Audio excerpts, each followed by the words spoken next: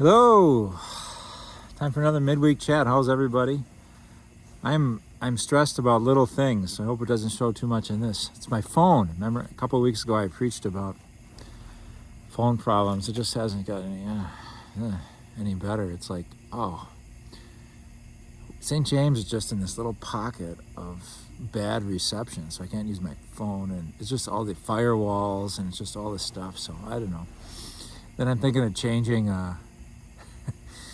service, even though I just got a new service, and then I'm worried about they'd have to wipe my phone clean, and I traded in my old phone. There's all these things you don't anticipate. I've just made one bad decision after the next, and I don't say that just to vent, but maybe these are the anxieties of daily life that we all share to some extent. I'm always haunted by the truth that our character is tested in times of stress. And I think that my character is not very strong because in times of stress, I tend to fold. And I just get distracted and everything. So God save us, right? God help us. What will we do without friends and with one another? So I'm grateful for friends who listen to me whine about my anxieties of daily life. It's a phrase from the gospel coming up this Sunday as we begin our Advent season. I forget what they all are, but it's like all these real important things like end of the world and all these calamities will happen. That also includes anxieties of daily life as some of the problems. So I am, and then I forgot my tripod here. Let me try to get this. So I had to go steal a rock from the creek and set this up. So it's pretty, isn't it? You know, it's just good old November, leaves off the trees, some water. I got this rock. I'm going to do something special with it toward the end if we have time. A trick that Father Shev's taught me. There go some geese. V formation. Going the wrong way, guys. You're going north. Go the other way. Turn around. Yeah, I guess geese used to always be migratory, but now there are these year-round geese that just go, they hang around, so who knows? Speaking of geese, here, look at that. I got some sheep. I want to keep promoting this. So this is great. I have one of these for my house. It's a welcome sign from the L'Arche community in Bethlehem, right? So $10. This could be yours. We have a big sale going on at church the next several weekends. We had a lot of olive oil. In fact, I think all the olive oil was sold. And so I called them and they will send some more. I don't know if it'll be in time for Christmas shopping, but it seems like there's always a market for olive oil, and it's so good. I mean, it's no lie. It's not just a good deed to buy the olive oil, but it's good. So anyway, that's temporarily gone. We have all kinds of other stuff. We have that welcome sign. We got like 4 of these babies.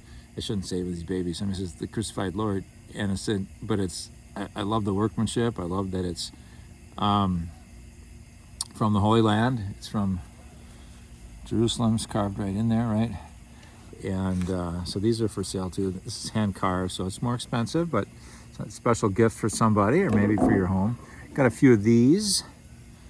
Little holy water font, so might have that for your home. It's made olive wood from the Holy Land and Mary and Jesus. We have one with the Holy Family, 2 with the Holy Family, and 2 with Mary and Jesus. So, and if you ever want to take a look, you can always call us, and I'll show you what we have. And if you're out of town, I can send you some goods. So we have the nativity sets made out of wool by L'Arche. We have olive wood nativity sets. So I want to keep plugging that because it goes to a good cause, and we've already paid for them. So we're trying to recoup our funds. And that's another thing. Anyway, I don't want to get into that, but I'm having trouble getting money to one of the vendors. And there's a nun in Bethlehem who has a sister in California who wires her money. So I'm wiring money to her sister in California. I wired $2,000 to her, and it went great. Then the last $400 I needed to send bounced back. And it's just a long story. All these little anxieties of daily life just chip away at you, don't you? But hey, it's Thanksgiving tomorrow. So happy Thanksgiving. And got some ducks floating there. We had the service at Good Shepherd Lutheran last night. I think we had a good showing from St. James. So I was happy with that. I preach, I can maybe share a few things that I shared in terms of my thoughts about gratitude. My main thing with gratitude this year, I don't know if this sounds like it's in poor taste or not, but I used to do service trips with college students. We'd go to Minneapolis and work at an emergency shelter. It's kind of really before, I think, Sojourner House was going in Eau Claire, and kind of that urban poverty, to be exposed to that for the first time, and for a lot of the students. And we'd reflect afterwards on our experience of cooking the meal and serving and chatting with some of the guys. And they'd always say, there's always one of them who said, it just makes me so grateful for what I have. It just makes me realize I take so much for granted. And that's obviously a legitimate response, and it can sort of in the spirit of Thanksgiving, of counting your blessings. But there's something about that I always didn't like very much. I'd hear that and I'd say, and inside, I'd never said this to them, of course, but I said, this is supposed to change you. It's supposed to not just make you feel glad for what you have. We're brought into relationship with these other people that we're serving today, and to it's supposed to build a connection between you and a world in need, and these people that are, same God as you have, and to tie us to them a little bit, and to maybe change the way we live and change the way we think because of this reality of misery, or economic misery, poverty in our midst. So it was always a little frustrating to me there. And I was thinking in terms of gratitude, what am I really grateful for? And I hope it doesn't seem ungrateful, but I don't think it's the stuff I have. I mean, if I didn't have it, I'd panic. I don't have a working phone, then I get crazy. But I think what I'm most grateful for are times when I've been able to be good and helpful to other people, and I think that's precious. That's what I'm most happy with and most proud of. And sometimes I don't mean it to sound like I'm doing that all the time. I mean, it's my profession, so hopefully it's a big part of my week to be helpful. But more than anything that I have, just that idea that I can cooperate with God's grace and do good things. That's what I'm most grateful for, And so it's sort of like that quote that I've been kind of going back to the same themes on a few things I read and heard this year, but that it gets falsely attributed to Pope Francis, but it's still a good quote, that it's good to be happy. It's even better when others are happy because of us. It's good for you to be happy, but it's even better if others are happy because of you. And I shared that today with a woman. I went to anoint a man from Wausau who was in hospice care. They had to have him come to Eau Claire for the room at Dove West. And she was just a great gal, the wife, and very involved in church over in Wausau and all her life. And that's my hometown, so we chatted a lot about it. And she was just talking how she just does a lot of work behind the scenes, and she doesn't really need a lot of credit, but she's always liked being involved in church. And I said, yeah, it's like you meet a lot of great people, and then I shared that quote with her. I said, yeah, I just heard this quote this month that's really stuck with me, that it's good for you to be happy, but it's even better when others are happy because of you. And right away she said, that's right. She said, that's exactly right. And so anyway, she had a good heart, and so on Thanksgiving, it just occurred to me that you can write a thank you note to people, and it's good because it's like we're acknowledging what we received from someone else, but it's also a service to them to know that they've done something that's made you happy, because then they can have that satisfaction of, because of them, someone else is happy, and that's this deep satisfaction. So thanking someone isn't just acknowledgement that I received something, but it's also a gift to the person that we're thanking, because it helps them be satisfied and to know that they've done something great and good. So there's some thoughts. I kind of shared that a little bit. I don't know if there's anything else. I thought it was going to be this long sermon, but I don't think it was too long. It was a page and a half, which usually my ones at church are a page and just a paragraph. But I was going to bring the Marty Crow book. So we're reading the writings. Marty Crow's daughter, Maureen Slauson, our parish, has written this book or compiled his essays and added some of her comments in the book. And I read from that last night, and it was just, I'll read it. Well, it's Thanksgiving though, so I mean, well, he writes better than I could sort of describe it, but it was just a kind of a quiet moment of stepping back. He was starting to coach this football team. He's a great football coach, and high school in northeast Wisconsin, and he said we said we've got nothing this year. They're scrawny, they're skinny, we got nothing. He was just kind of depressed as a coach that they weren't going to win any games because he had hardly enough players and they were all skinny and not very talented. And then he said, but we had our first practice today and they had the spirit and they kind of lifted his heart to see how much they wanted to win and how hard they were willing to work, And he just kind of took heart in that. And at the end of the day, he said, I'm really I miss my family because they're at their summer home still and I'm here for a couple of weeks alone. But he said it's good for a man to be alone sometimes, to take time to think and be glad. Good to be alone sometimes, to think and be glad. And then he said, there's this new hotel that open and there are all these cars and see, people are having a good time and, and good for them.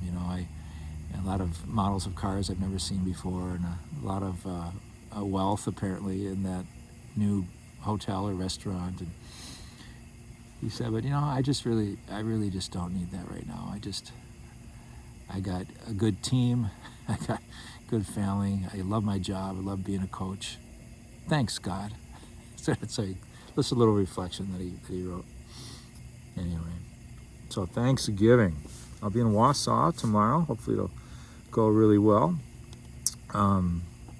Meeting my brother and my mom at the St. Anne's Rectory, and Glenn's picking up some food from the grocery store and we'll eat that. I made my cranberry lemon bars and the people I've shared it with have been kind and they've said they're delicious, so I hope my mom and brother find it so.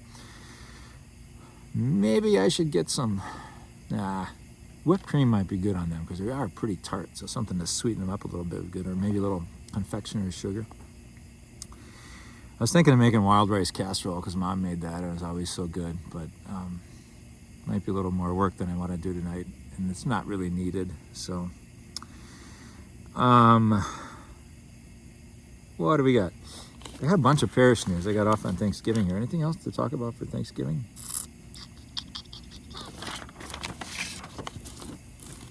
I think that's good. Okay, so should I just quote this? I didn't say this in the homily last night, but I was gonna, but it was getting long, so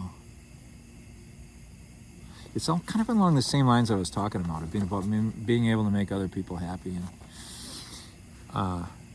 So there's this brother and sister. I think it is. It's from this Marvin's Room. I just Googled Marvin's Room quotes, and it came up. This thing I was trying to remember. It's amazing what the internet can do. And so it's like this caretaker daughter who's done like most of the work, carried most of the load, caring for her parent who is like Alzheimer's disease or something.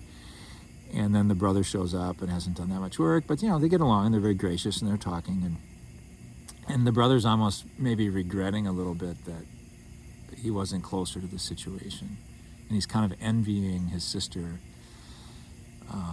for the bond that she has with their parents. Anyway, so she says to her brother, "Oh Lee, I've been so lucky to have Dad and Ruth. I've had such love in my life, I look back, I've had such love." And then Lee says, "Yeah, they love you very much." And Bessie says, No, that's not what I mean. No, I mean that I love them. I've been so lucky to have been able to love someone so much." Another thing to be grateful for. So let's get to the parish news here, a whole bunch. Advent candle hiding, religious ed. So for our children, if you can find the candle each Sunday of Lent, Kelly's hidden a candle somewhere in the gathering space. And if you find it, you can put your name in a box, and there'll be a drawing for a little prize, 4 times, one for each candle. On December 8th, that's a Sunday, the KCs will have breakfast served. We haven't had KC breakfast in a dog's age, so that'll be good. And that same weekend, we'll have the envelopes out for retirement fund for religious. That's religious vowed brothers and sisters of the nuns. And so a lot of people benefited, including myself, from their lives and get a chance to help them by making a contribution. So those envelopes will be out. This will be the last weekend to buy gift cards to we'll give to Catholic Charities, and they'll give to people who come to them for help. Those gift cards, what we're looking for, are posted on the website. And it's the last time we'll collect it is this weekend, and then off to Catholic Charities they go. I believe we filled up our 3 tables for the Catholic Charities fundraiser, so see you there if you were in on that. Breaking Bread books, our songbook. Sometimes people want one. If you'd like one from last year, we got all the new ones out in the pews, thanks to some confirmation service hour students and who came and did that this morning. But if you like the old ones, they'll be in that hallway near the Lost and Found. People don't seem to know where the Lost and Found is. Christine said that she's been here for 9 years, and she said, I don't think anyone's ever taken anything from the Lost and Found. So she puts the stuff there, and it just remains there for 9 years. We do have a Lost and Found. It's if you leave the gathering space toward the back entrance, or as the church is on the other side, and you'd be walking toward the front of church, but you can't see it because there's a wall there. But if you're walking up the ramp and you get up into the next room with the terrazzo floor, the Lost and Found's on a table on the left, and it's gonna all be cleared and taken away and start anew. So if you think maybe you lost something in the last 10 years, maybe it's there. I guess, yeah. So, and that's where these Breaking Bread books will be in a box. So if you want to take a church hymnal home with you, do it. 14th again will be trivia night. Beth and Landon Cerny are sponsoring that, I think, maybe with the help of some friends. Movie night I mentioned. So there's a new Netflix movie to be released on December 6th called Mary, all about Mary. And the only criticism I read on the internet as far as whether it would be suitable for audiences or not, someone said it was too Catholic. So I think we're safe. I think we're safe showing that one. On the 5th, so this is not this week, but next week. On the 5th will be, no, it's a week from tomorrow. We'll have our reconciliation service. So this week we're just getting ready for Advent. Next week we'll have on the 5th we'll have reconciliation service. On the 7th we'll have the movie night Mary, and then on the 8th we'll have the KC breakfast, but that's the next Sunday. So I guess all that stuff I can announce again next week because it'll be just a day or two away. Advent singing, or is that opening song that I was trying to learn today, and it's a little tricky, so hopefully we'll have 4 weeks to practice it. By the 4th week of Advent we'll be able to belt it out. Nick prepared worship aids for everybody. We put them in the pews today so you can sing along, and we'll have the music for the Eucharistic prayer that we sing. The Lord be with you and with your spirit. Lift up your hearts. We lift them up to the Lord. Let us give thanks to the Lord our God. It is right and just. And then we'll sing the Eucharistic prayer after that. So hopefully you'll find that beautiful. It's probably not everybody's cup of tea, but hopefully you'll enjoy that. Okay. What else we got? We haven't seen. It's the last weekend for PCCW cookie orders. So they make these great cookies. These Swedish things along with other kinds of things, I think. Maybe it's just the Swedish things. They make these little shortbread boats you can put ice cream or whipped cream in. They're good. Pizzellas, is that what they're called? Pizzellas and rosettes. Rosettes. Those kind of things. And so you can order forms on the tables at the entrances to church and also on the website. Okay. And then I showed you the Holy Land goods, so those will go on. All right, okay, so is that sort of it? We got Advent. I read an interesting article. I'll probably use it later, but it was written by a midwife about birthing and all that she's learned about birthing. And, because Advent's this time of pregnancy, awaiting, Mary's pregnancy. And she said there's this long time when you're pregnant, when you don't want to give birth because you know it's going to be painful. And then she goes, there comes a point where it's like you're begging to give birth because you don't feel like, it's like, this has lasted long enough. I know it's going to hurt, but I want to have this child. And that was an interesting analogy. And like this weekend, we'll hear the second coming kind of readings, the tribulations, and Jesus coming on the clouds, and the question is, do we really want that? Do we really want Jesus to come? And I think I could say, I hate to should people, and myself too. I think we should. We should want that. But maybe just like a pregnant person, we don't know how it's going to shake up your world, how it's going to change you. And so there's part of us that's like, yeah, we're just fine, thanks. And but maybe when we're really hurting, if that ever happens to us, then we beg for it to happen. So I'll probably talk about it this weekend, but just this idea of yearning. It's probably hard to really get into the spirit of Advent unless we are able to locate yearning in our life. What do we yearn for? The promises of God. Remember when you're a kid and you just couldn't wait to go on a vacation with your family, or you couldn't wait to get something in the mail, or where are you at today with your state of yearning? Come Lord Jesus. Come Lord Jesus. So those are some things.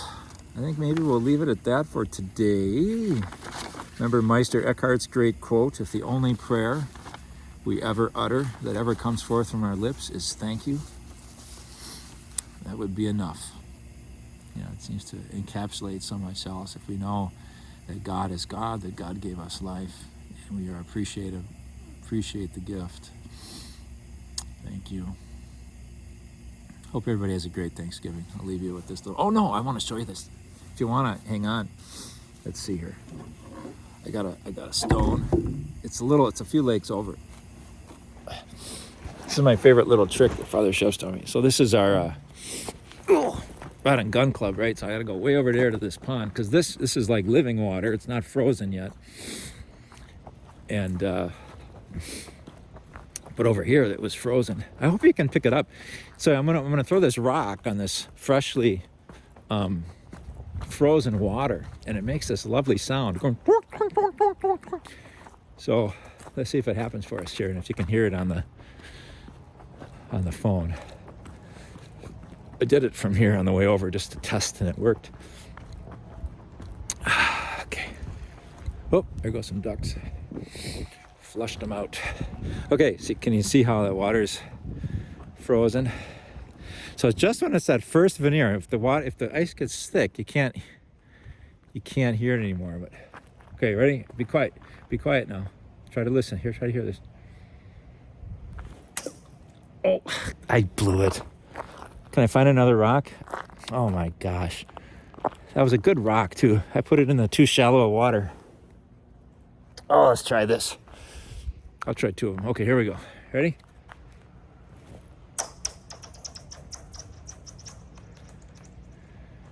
Could you hear that?